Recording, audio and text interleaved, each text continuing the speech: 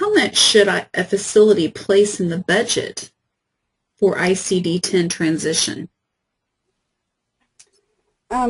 Well, there's some rules of thumb or some numbers being thrown around out there, and they're a little bit different, so I don't think these are 100% what you can plan on, but it's probably a good ballpark. We're hearing that for a practice, it's $10K per doc, and for a 25-bed hospital, it's around $250,000. But if you go to for a 100-bed hospital, it'd be $1 million. So those are just round figures, but again, it kind of depends on, a lot of different things there. There's a lot of dependencies.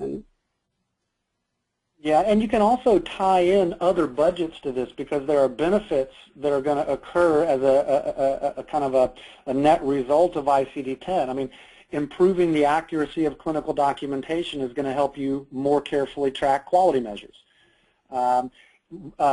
Changing workflow processes that have been embedded for years, if not decades, that are going to be changed because of ICD-10 will improve efficiencies.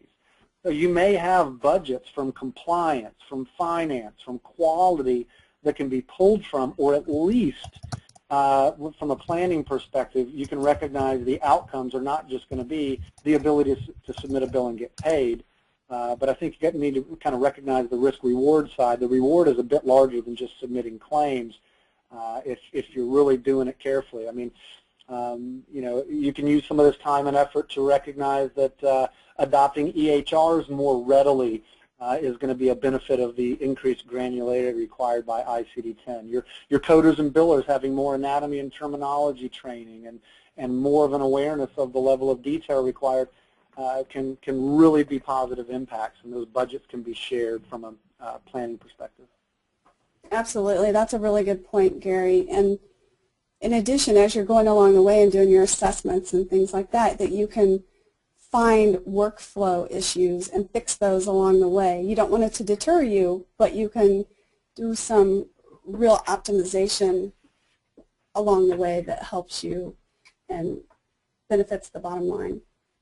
Right. I mean, and I guess my natural fallback is to the training side. I'd also mentioned, I mean, I think you can probably tell I'm a big proponent of e-learning dominating the market as opposed to in-person training, which may not be realistic for rural health. But you want to make sure you're not paying full retail for everybody for your e-learning. I mean, you need to find package pricing, and there's ways to share some of those budget items with other facilities that might be beneficial as well. That when you just go look at pure retail value multiplied by the number of people that need the coding, there are better ways to price some of these things out, just as a little aside. Absolutely. Well, I would like to thank everyone for taking time out of their busy schedule to meet with us today. And I would also like to thank NRHA Gold Partner American Consultants for sponsoring this educational webinar. Everyone have a wonderful day. Thank you, everybody. Pleasure. Thanks.